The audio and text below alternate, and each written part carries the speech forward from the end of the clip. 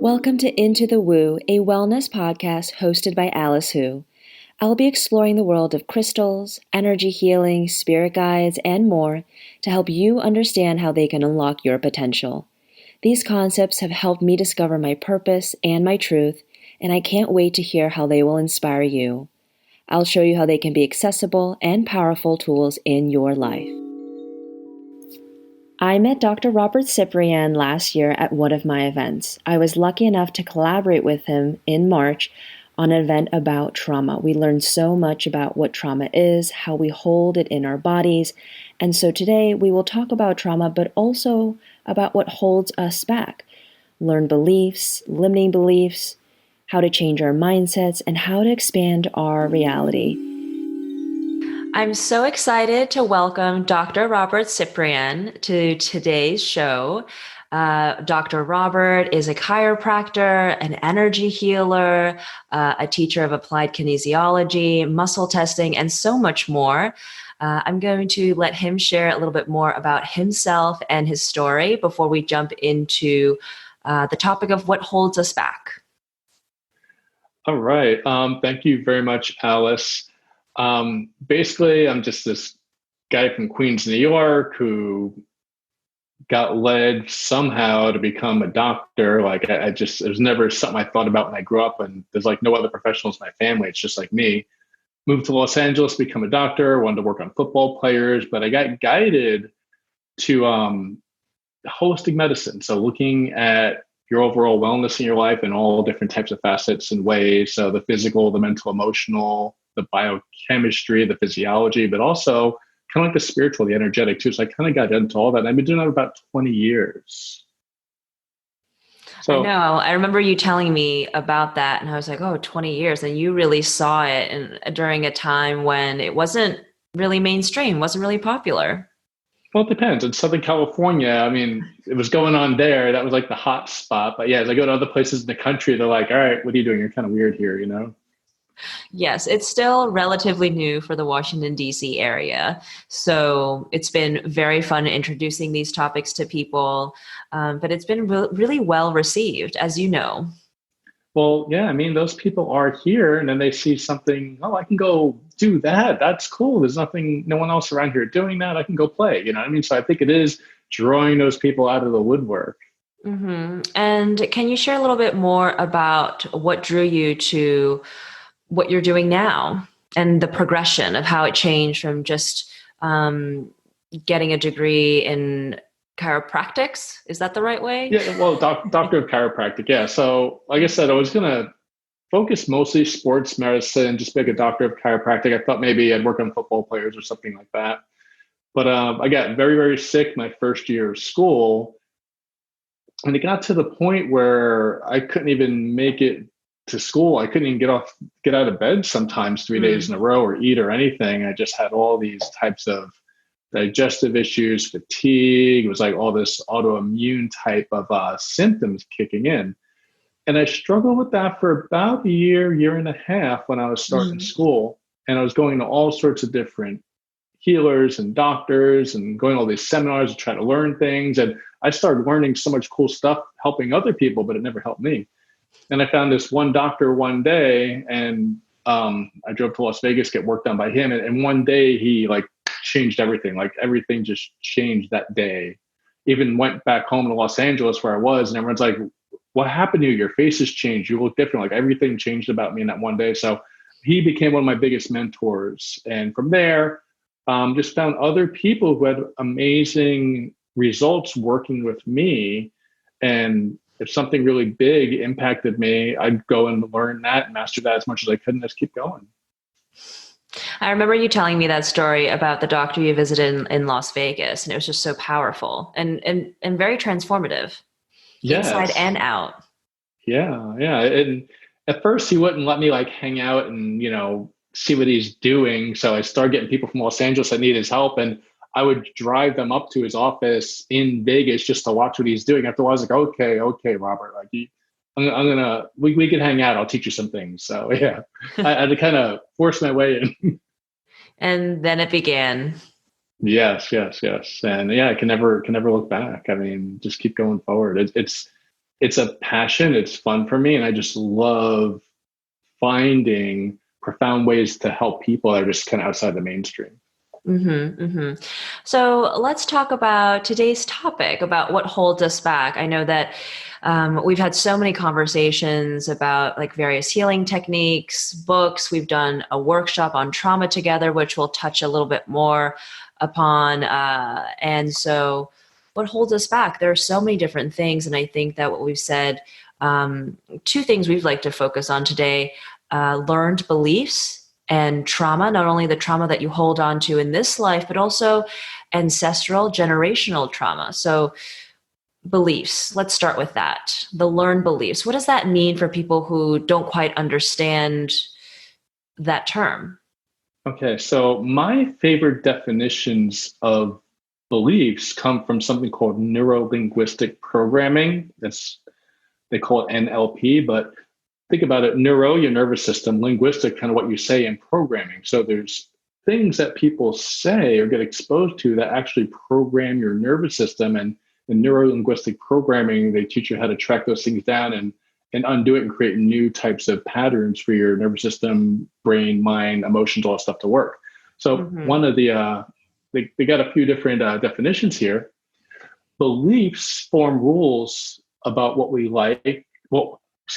Beliefs form the rules about what we think we can and cannot do. So that's pretty profound. The beliefs set up those rules of what we can and cannot do. So right there, you can see it really does shape a lot of things in our life. And It's they like go the on with, sandbox that we play in. yeah. It's just, always all we have is that. Sometimes we can't really think outside of there.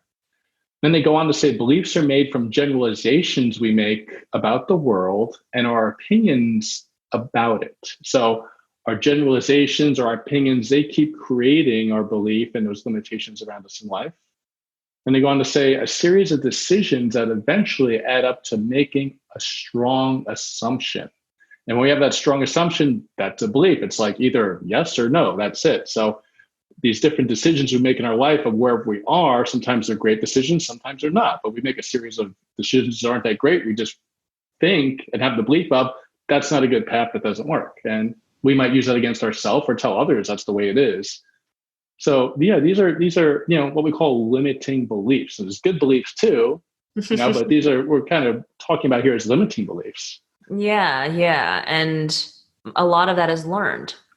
Things that we pick up on in our environment, what we're taught. And from my understanding, a lot of these beliefs happen before the age of like 14, 15. So right around the teenage years. And so it's all about unpackaging, deprogramming, all those things that came during the first, like, let's say 15 years of our lives, a lot of that stuff. Yeah, the biggest impact years is actually from birth to 6, because that's where we're actually in a theta wave brain state. And a theta wave brain state is basically a hypnotic state. So we're always just being like with big impact being programmed. So, it's our parents, our siblings, or, teachers in school. So all those really young years have the biggest impact. And, when you get into your teens, there's a lot of other influences. It's different though. We make more choices when we get a little bit older, going through the teens and stuff like that. That builds upon those early, like very formative years.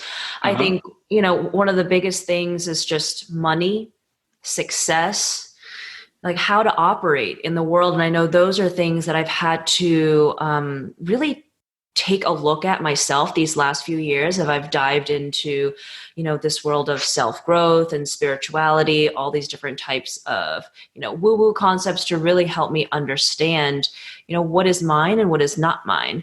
And I think one of the biggest things is that success looks a certain way. Like there's only one way on the path to success. And for myself, what I've needed to do is just say, this is not what I want. And what I didn't want was to be in a corporate environment. I wanted a little bit more freedom. I fought for a long time the entrepreneurial spirit that is within me.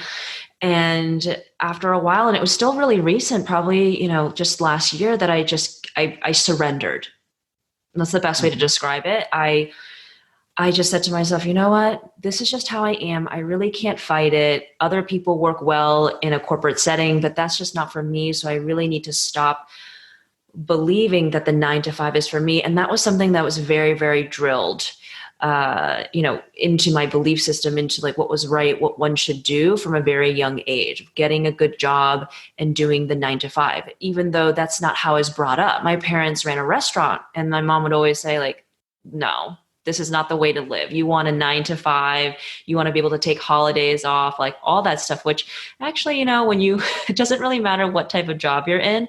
There's like almost every single job you might end up working a holiday here or there or being on Mhm. call, right? Like the Yep. higher up you are, like you might just get that call and you're like, well, I gotta work. Or Yeah. if you work in consumer products, you have to work during that big holiday period from mid-November all the way until, December to process the gifts, basically being Santa Claus. Well, this goes into something really big that a lot of people don't think about and differentiate for themselves. What is your definition of success? Is it being a millionaire but working 90 hours a week? Or is it, making less than that but having freedom in your life to do what you want? So really, how do you define success for yourself? And Yeah. who gave you that definition? Parents. It's always it's always your Yeah, yeah. parents. But it's also, I think, what sits next to that is like, what is abundance in your life? And abundance Hmm. is very much viewed uh, through the lens of money, Yeah. material possessions. But people forget that abundance comes in many different forms that aren't always tangible. So it could be an abundance of time, and time Hmm. is just one of those things that really no one can buy. We all have the same amount of time, 24 hours in a day, and you choose how to operate during that time. And so, something that I do at my events, I always remind people that there's different types of abundance. And just having a lot of money doesn't mean that you'll actually have the opportunity to enjoy the money. And with money, money doesn't solve problems, it really just amplifies. Hmm. It amplifies things. So if you already felt like you didn't have enough, you will still feel like you don't have enough no matter how much money is in your bank account, right? Yeah, yeah. It goes back to what are your biggest values? Where is the actual money on your value scale? So that's what you got to look at. Yeah. What are some limiting beliefs that you've had to really push through? Me personally, Like, I grew up lower middle class, right? Both my parents had to work full time. I was brought up by my grandmother because they really weren't home to bring me up because they had to work so much to have the nice house and, um, just to make ends meet for us. So I always saw like my father's kind of income, the lower middle class is like, oh, that's success, right? hmm, And my goal at one point was like, oh, I'm going to be a car mechanic because I'm good with my hands. I could really think through things. Like I used to like race motorcycles when I was a kid. And my dad taught me how to like, work on them myself. And I was pretty good at it. So, and I liked cars and motorcycles. So I was like, I'll be a mechanic. I'll make $14 an hour. I'll be a that's a lot union of money. member. I'll have these benefits and this and that. And, I can get my vehicles cheaper because I work there. So that was like success for me. Your sandbox. Yeah. And then when I was racing motorcycles, I met some interesting people. And I remember there was this one guy. He was always just like, he was fit. He was very well spoken. He was just like bright. And I used to see him at the races and talk to him a little bit. Mhm. But one day I'm hanging out around my neighborhood, just, hanging in front of the stores, hanging out the street corner of friends. And I'm seeing coming down the street is this Lamborghini. Now, this is back in like the early 80s. And Queens, New York, you don't see a car like this. So me and my friends are looking at this car coming down the street and we're like, what the heck is that? It's like, seeing the Batmobile or something like that. And he pulls right up to me at the curb and I hear coming out of the car, Robert, hey, Robert. And I look in, it's this guy from the motorcycle races. He goes, hey, I just saw you standing here. How's it going? And I couldn't believe I knew the guy that drove the car. I couldn't even talk to him. It wouldn't link that I know the guy driving this car. It was outside of my mental realm. And I was just like, oh, hi. And he stood there trying to talk to me. I just acted like I was mute. I couldn't talk to him. And then he's like, okay, I'll see you later. And then he drives off. And I'm just like, I know somebody that has that. Like it took me a while to actually process that. And then I had a girlfriend whose father was a self-made multimillionaire from like creating these security companies in New York. He would just be a police officer, and on the side, he would start doing security for stores and having other officers in their off time like do securities for stores and build up to a whole like huge multi-million-dollar business. And he used to just tell me, my first girlfriend's father, it's all about positive thinking. It's all about knowing you could do it. This is what it's about. Because he did it from, being lower middle class to building this whole thing. So I had these pushes in life that I learned a lot like that. Yeah. It's really interesting because it is just these beliefs create your reality. And your reality of what can actually happen for yourself. Like you had viewed success initially as, being a car mechanic, being able to get discounts, you're good with your hands. It all made sense to you. But then you saw different realities reflected in people that you actually know. And so that became more tangible. And I think that's one of the most important things in figuring out and understanding how to dismantle these limiting beliefs, learned beliefs that you don't want, is to find people that are able to expand your mind and your reality of what can be. Because and I tell people that it could be just through, the internet. You see someone on Instagram, or they could be a writer or even a celebrity or just someone in your life. It really doesn't matter if they just hold a small piece of what you would like to happen in your life. Yeah, when you could find a common bond with someone that's created something that you want or you didn't even know you could have, I mean, that just kind of makes that awareness light up and connect with you of there's a connection, there's a possibility. You feel like this isn't just something you see on a movie screen, like this is something that actually it can happen in your life. And so there must have been something that happened in the jump for you to become a doctor as well.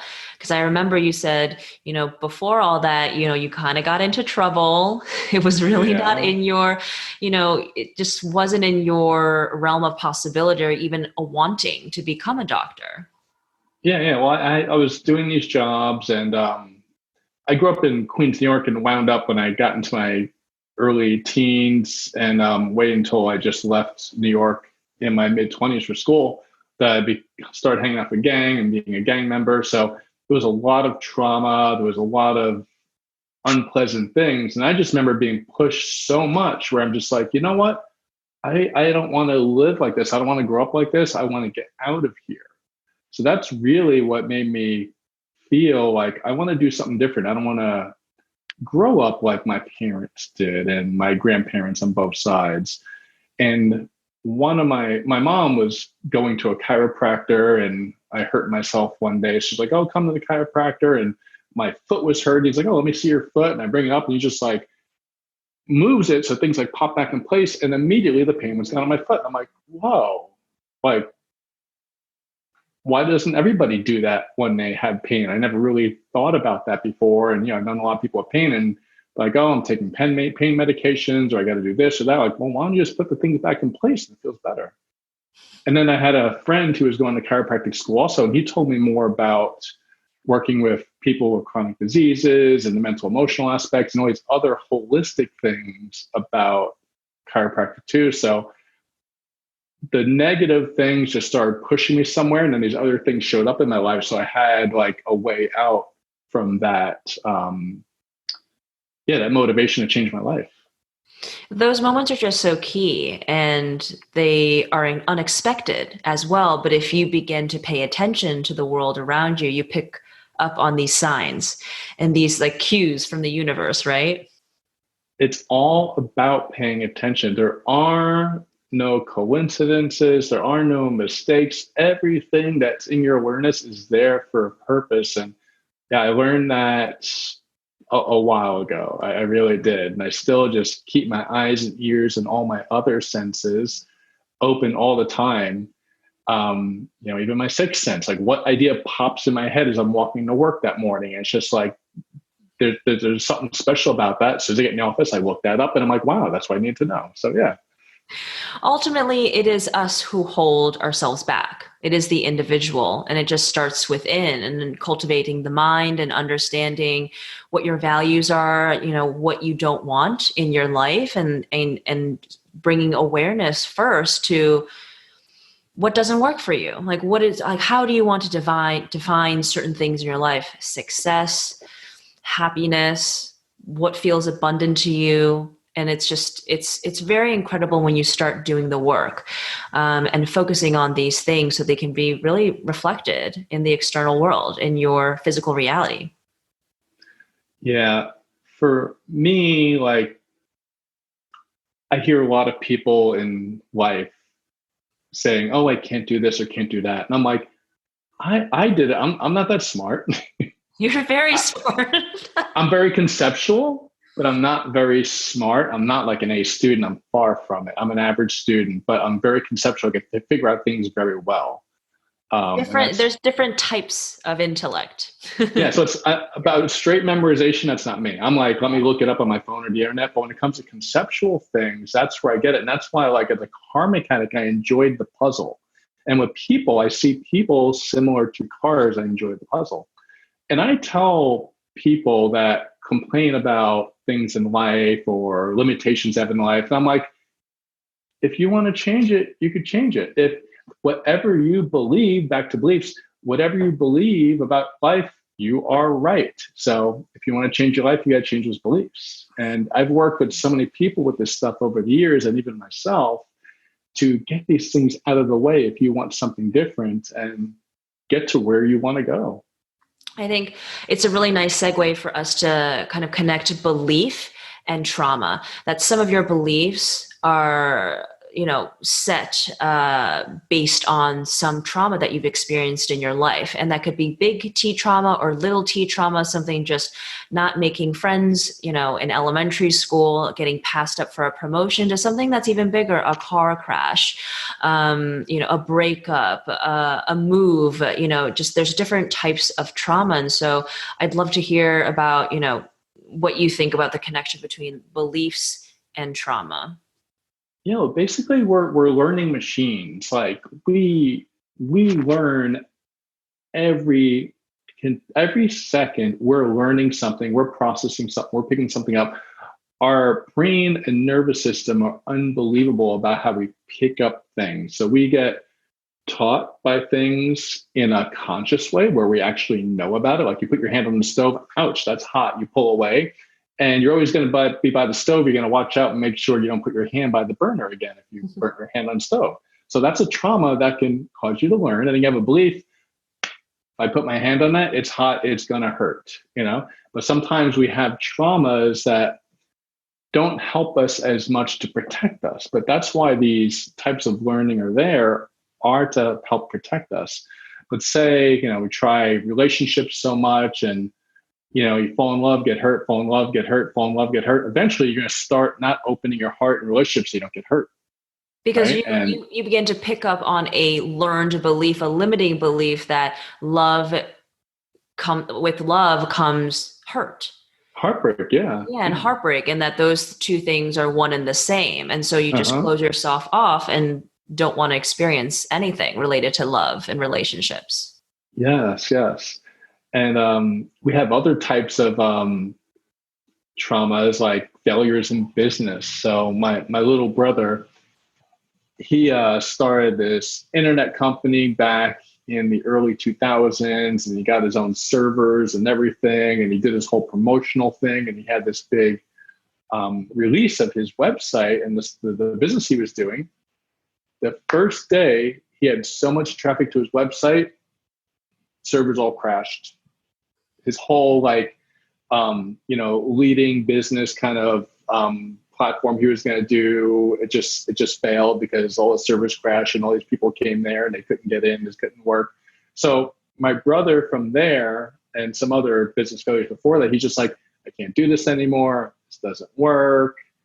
I'm just going to, go and work in this casino and become a poker dealer instead because I know I'm going to make money. And, but I tell him, you are more successful than you ever thought. I mean, all you got to do is do the same things you're doing before and maybe get someone to invest with you in what you're doing and get bigger, better equipment so this doesn't happen again, or a better platform or whatever. But because he was so good at what he did and he just had, experienced these failures, he's like, oh, I can't do that stuff anymore. It doesn't work. He doesn't even want to consider it. So yeah, I mean, traumas. How does someone understand and pinpoint the unresolved traumas in their life and how they are adversely affecting them like today in the decisions that they make? Well, first of all, you have to want to change your patterns and beliefs. So some people just, like my brother, he doesn't want to do it. He just doesn't want to. So, how can you can't lead a horse to water and make it drink. You can show them there's a way to do it, but really they have to really want to do it because it takes work. It takes passion. It takes digging down. So, if I want to create something and I just feel like it's not working, I'm like, all right, this is what I want to create. Have other people done it? Let me see and see if other people have done it. Talk to people that have done it, because mentors are very important because, again, they achieve something and they can, if they're a physical connection to getting what you want to, and they can lead you and help you and tell you, oh, do this, don't do that, because they have the experience of it already. Mm-hmm. And at the end, the most important thing, I mean, you see this over and over again, is the most successful people, they fail and fail and fail and fail, then boom, they succeed.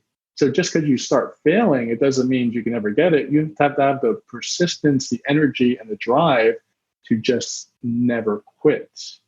And then, of course, along the way, you find, are there mental blocks there? If you think about something that causes you stress or anxiety or depression, well, you got to work through that. And there's lots of different ways to work through those things. So it's one way of just, if you think about something, does it make you feel like, oh, that's going to happen? It feels so good. Or does it feel like, ooh, no, I don't even want to try that.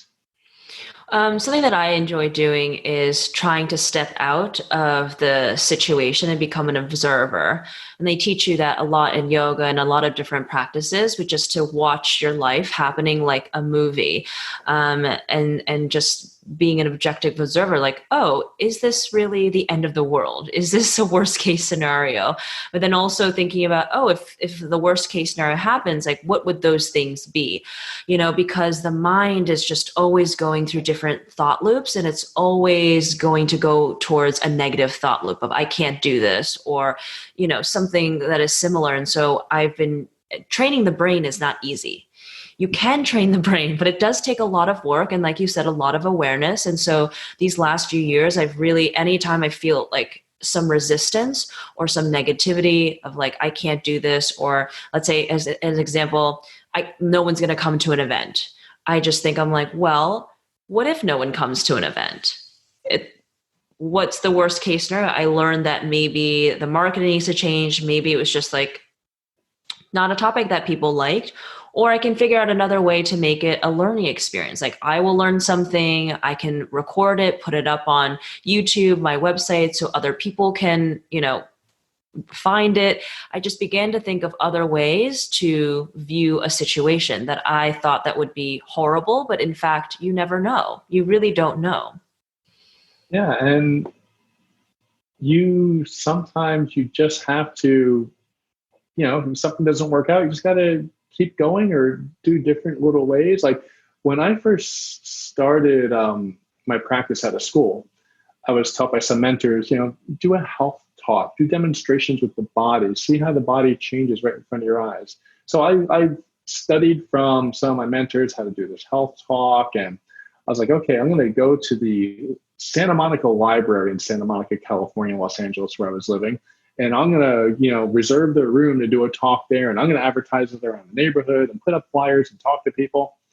So I go there and, one person shows up. One person I know, it's like my friend's girlfriend shows up, so I'm just like, okay, one person's there, And we talk about things for a little while. And she's like, all right, since I'm here, I'll ask you some questions. Like, you have my 100% undivided attention. Sure, But I didn't say I'm never doing that again. I tried a different place. Instead of the library, I said, next time we try Whole Foods. I went to Whole Foods and did it, and like 18 people showed up. I'm like, oh, okay, this is good. This is good, You did it at Whole Foods? Yeah, like some Whole Foods have a little community room where people do lectures and talks and everything. You can sign up on their calendar and you show up there and you do a talk for 2 hours. Oh, I had no idea. Yeah, That's good to know. Some of them have a community room for things like that. Yeah. Was it the one in Venice on Lincoln? Yeah. Who knew? I'm always in that Whole Foods when I'm in Los Angeles. That's great. Yeah, it's just you just have to keep on going. Consistency is key. I can't tell you how many times with Woo Woo Company from the beginning, I was just like, is anybody seeing my Instagram posts? Some events would be more popular than others. And I'm like, is there a point? But something that I've learned and read is consistency is key. And things take time. It's in our culture right now, we want everything now. But there are few overnight successes. There are very few times you have an idea, you launch it, and you're like, oh, like it's sold out, or it was just an outrageous success. No, it's really about the consistent work that you put in. And so every single day, I have choices to continue working on this business, to continue moving forward, especially during this uncertain time. With COVID, all these different closures, and we just don't know what life is going to look like. But you just have to keep on going. One foot in front of the other. Yeah. Well, that's the amazing thing about right now being, more isolated and kind of being more by yourself. It's a really good time to just feel, what do you like doing in life? What's enjoyable to you? What just opens your heart and you love doing it? Because everybody has those special paths in life. And if you just feel that feeling of, this is the right thing, this is what I enjoy doing, this isn't work, what would you do if you made no money doing it? What would you continue doing if you made no money? I would keep working on people and teaching people, even if I made no money from it, because I love doing that. So you got to be in that space. And that's like finding right purpose in life. And that's what it's about. And that right purpose, you have a relationship with that, with it's that purpose in life. Yeah, you have a relationship with that, and that's a beautiful relationship, and you're supported to be in that relationship with that soul purpose. It makes everything happen. It's an alignment. It's just a reconnection, a reawakening to that purpose that I do believe that everybody has, and it'll manifest itself in various different ways. It's just to follow your purpose. It's slightly different from following your passion. There's a lot of talk around, oh, you have to just do things you're passionate about, but it's different from your purpose. Your purpose is really what allows you to drive you to, and can look very different in the ways that it shows up in your life. And it never means that you're going to be poor and not be supported. Yeah. It's what we're here for. It's like, here's the gift you were given to bring to the world, and a lot of us ignore that. Now some people want to something that's horrible for me. It's like accounting and numbers and all that type of stuff. I shut down. But some people love that stuff. Some people just want to do that all day, and they just want to do it for other people. They want to figure out numbers and help people with it. And that's their thing. For me, I can't understand that, but that's not my gift in life. That's their gift in life. And that's why they love doing it. Yes, very, very true. And for people who are becoming aware about the trauma that they need to clear out of their lives and their bodies, which I'll share in the show notes, you guys, about a recent workshop that Dr. Robert and I did about, what is trauma and how to release it. So you have that information too, because it's too much to go into during this interview. But I want to learn a little bit more about generational trauma. I know you work on that with your patients. And so I'm very curious to learn about it through those anecdotes, as well as what it looks like, in terms of ancestral trauma. Yeah. So We actually, through our DNA, which is our kind of program that programs our whole body, our being, but we also, through our DNA, we get information that's mental, emotional too. So, we become kind of like a mix of our mother and father. Some of us a little more like the mother, some a little bit more like the father. It just depends on how your genetics are set up. But we bring through beliefs from generations back. Okay.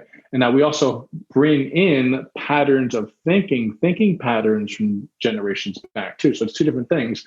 We'll have like this emotional type feeling about things, but also the way our brain works and processes things and learns and works and all that. These are two different things we bring forward with us. And there's a lot of different techniques for digging in energetically, mentally, emotionally into your DNA and working that out also, kind of like what we were doing with the trauma workshop, of working out the emotional type of traumas that happened in your own life that you've experienced. There's ways of going through and actually working out the things in your DNA and processing that too. So it's just a different frame of mind of what is your focus of what you're working with. Is it your mind from this life, or does it go back to other generational stuff? I think when I first discovered that, and it has been scientifically proven that these things carry down, it just blew my mind. And I think when you see it in that way, especially if you're someone who wants to have children, you want to get rid of the stuff that doesn't serve you, that you've picked up, and also generations past, as much as possible, so that you don't pass that legacy to your children, to your offspring.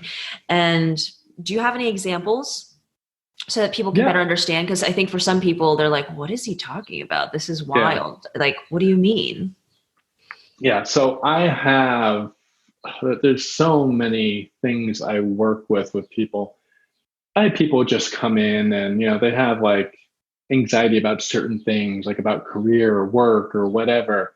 And we have ways that I use muscle testing. So I could have someone think about something, and if your system is functioning well, if your energy is in a positive place, if your mental, emotional thoughts are in a good place, if you go to test a muscle on someone, it should just, test strong, because there's energy in the system. Now, when you think about something and have the person think about something and we push on a muscle and it goes weak, it means it's pulling down the energy in the body. It's shutting down the nervous system, because there's something that they're bringing up that creates kind of a reaction of, oh, no, I don't want to go there. Stress. So from that, we could trace out a lot of things. We could trace out, types of feelings that people might have or reactions people have. And it's from nothing really that they've experienced in their life, but it's something that's kind of passed down. So from there, we could track down, like say, okay, my practice is mostly women. And I help a lot of women with, also their business stuff, with relationships and things like this. So I am always of the mindset of like, let's just get this old information out of the way. You're in, the 2000s, the 2010s, the 2020s. Now you're in this modern era where women could do whatever they want. You just have to get this old baggage out of the way that's going to create mental, emotional blocks, anxiety about things. I can't do this. So we help them to go through, and we'll make lists of different things about their business or statements or whatever they want to do, getting ahead in their career. And like, all right, think about this part, think about that part, and see what goes weak or strong. And from there, we can trace out actually what is the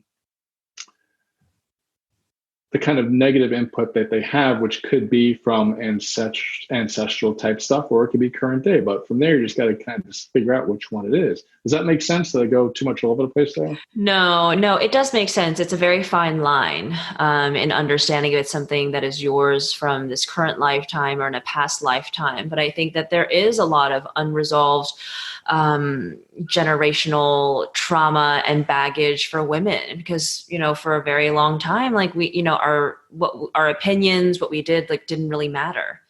And there's, to be quiet, to not make a fuss, were qualities that were desirable. And Yeah. just a lot of people, a lot of women weren't able to voice their truths. And now it's kind of coming out in a very beautiful way in the last few years. And people sharing like, well, I don't have to put up with this, or why can't I do this? And why don't we have enough representation, in Congress, or why don't we have enough, more female CEOs, all that type of stuff. For me, I grew up raised by mostly my mother, but when she started going to work too, then my grandmother, and I was raised by an aunt, and my aunt's, the family had several different businesses. She ran them all. She dealt with the lawyers. She did the books. Like, she did everything to make these businesses flourish. And I grew up with strong women around me. So to me, when I see women with beliefs of, oh, I can't do this or that, I'm like, what, are you kidding me? No, you could do whatever you want. I think women have a bigger advantage than men doing a lot of these things because women are so intuitive. They can get around things and have different thought patterns of how to solve problems than men do. Men just want to push through something, push through something, push through something. A woman can stand back and be like, how can we make this work? How can we benefit everyone that's involved? So I think women are actually better than a lot of stuff that men, but they just have, from the old school paradigm, oh, well, still their grandparents or parents might be like, well, you should just stay at home with the kids. You should take care of the house or this or that. Or why aren't you married? Why don't you have kids? Like, I'm worried that you're not married and don't have kids. Like, so we got to get all these things out of the way, and people just got to realize whatever their passion is, they could achieve it no matter what. Whatever it brings them, whatever their dream is in the world, you can get there. You just got to get this stuff out of the way. And sometimes it's people you love and, respect in a lot of different ways. They don't have the best information for you because they're dealing with an old paradigm. Yes, that is very, very true. I know that's something that I speak to my parents about because their definition of success really influenced mine. And it was not something that I realized until very recently. And so it's a lot of talking to them about, I know that for you had wanted a 9-to-5 corporate job for me, but this is not my path moving forward. I find joy, I find happiness, I find purpose in something else. And it's hard for them to understand, but they are slowly getting more comfortable with it as well. And I think that a lot of people from, Asian cultures, being a first generation, having parents who are immigrants can really relate to that because there's a lot of pressure in creating a better life. And what does that mean? What is a better life? And for them, it's very much so just going to a good school, getting a good job. But those things really aren't markers for success anymore. And it just takes time. And it's still something that I tell myself every single day that, this is the path that I'm on and I am okay with it. And any feelings of uncertainty or I'm hesitant about, this path, it's something to explore. Because ultimately it's a truth of mine and I feel it very, very deep to my core in jobs I've never felt before. And it's always coming back to that. It's always reminding myself that this is my purpose and things that are meant to be done aren't going to be easy things. Yeah, you have to change your life to get what you feel is right. And that takes work, that takes effort, but you trust you're going in the right direction. So you just keep going and going and you deal the best you can with the influences around you. Like, thank you very much. I understand you want me to have security and all this, but I'm going there. I have a very good friend of mine who's a doctor. Her father said, oh, you should become a doctor. And she's like, I really want to be an architect. Like her passion is like architecture and homes and design and all stuff. The father's like, no, you should become a doctor. It's better for you. So she became a doctor. She probably worked less than a year. And, she's married now to someone that's doing pretty well. And she's not practicing. She doesn't want to practice. She went through all that education, all that stuff to become a doctor. And I mean, she appreciates it. And she's very interested in health and all that stuff, but it's not her thing. She doesn't want to work. She wanted to be an architect. That's what she wanted to be. Maybe she would have continued doing whatever she was doing. Like if it wasn't being, maybe it was, if she'd continued being an architect, studied and followed that path. Yeah, no, she should have. Because now I talk to her and she's like, oh, the house we're in and this and that. Like, so all she loves talking about is the house and where they're at and the design. And, we talk about health sometimes, but she's mostly like, I could see that's her passion. And yeah, I mean, her father, she listened to her dad. A lot of people do, but it wasn't her passion, her right place. Yeah. Mm-hmm. Yeah. It's just many things to unpack, and it's a never ending journey. Like, it's not like 10 years ago you had gotten rid of all your limiting beliefs and that all your trauma, you're like, oh, I left that all behind. No, it's a continual, you tell me every single day that you have a cleansing process. To clear your energy and to check in how your mind and your body is, because it builds this type of trauma. It builds over time. Well, healing, I've had this conversation with someone lately, because someone thinks, oh, you did something, you did this meditation, went to this retreat. Oh, I healed. No, healing is a lifestyle, because we're never going to be done. And you might get certain places where you find out you got something else, somewhere else to go, something else to fix, something else to get over. Healing is a lifestyle. So me, I heal every day. Every morning I get up, and as I'm walking to work, I check, what I know from my studies of studying energetic anatomy, and I get everything cleared up with my chakras. I kind of go through some things of mine, see if it feels good. If not, I work on these things. I get the lower energies out. I get it balanced. I clear out the emotions. So that's my daily walk to the office, right? And also I sit and meditate. And when I'm meditating, I can feel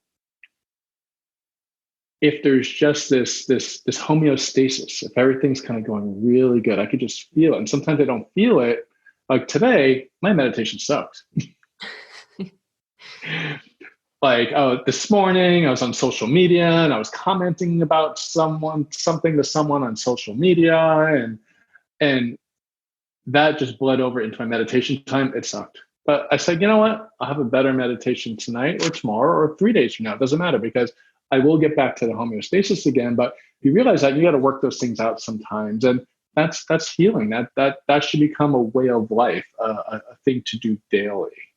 I think people forget that it is an ongoing process, not just doing it once or twice a day, but checking in with yourself multiple times a day. And that may seem very intense to people who don't quite understand what it means to self-care, what it means to not only focus on your physical well-being, but also mental, spiritual, and emotional health. In that there is no quick fix. There is no supplement you can take. There is no retreat you can go on. It's the work that you have to do every single day. It's the challenges, the opportunities that are presented to you that allow you to grow and allow you to kind of understand, what is an obstacle for you. Yes. And with quarantine and everything, I've been going back to my first yoga instructor, Brian Kess, and I've been doing his online library and everything. And his view of yoga, and he actually studied yoga in India, so he has a different view of yoga.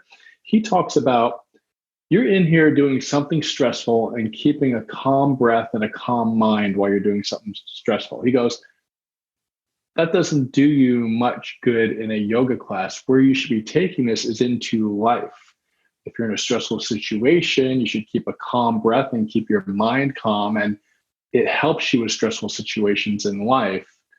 So again, it's bringing those things into life and making your life that meditation, contemplation in life, everything in life, like realizing who you are and just breathing and being aware and just walking through life with that every day. That's really an important thing to work toward every day. I agree. Well, thank you so much for your time today, Dr. Robert. Do you want to leave any other insights or advice for us? My biggest thing is, which I love, this is so simple. whatever you believe in life that you can do or not do, or who you are right. So whether that's a positive thing or a negative thing, and if you don't like that, change it. That's it. Yeah. Big thank you to Dr. Robert Ciprian and to you for tuning in. I hope you enjoyed learning about his story, what's holding us back, what our beliefs, what our learned beliefs, limiting beliefs, and how we can create new mindsets and new definitions of success, abundance, money, and so much more. I hope you find an opportunity to find an expander to expand your reality in your life. We have lots of resources on woowoocompany.com. They are listed in the show notes so that you can further explore what trauma is, limiting beliefs, manifestation, and so much more. If you enjoyed this episode, please subscribe to the podcast, review it, or share it with a friend. Thank you.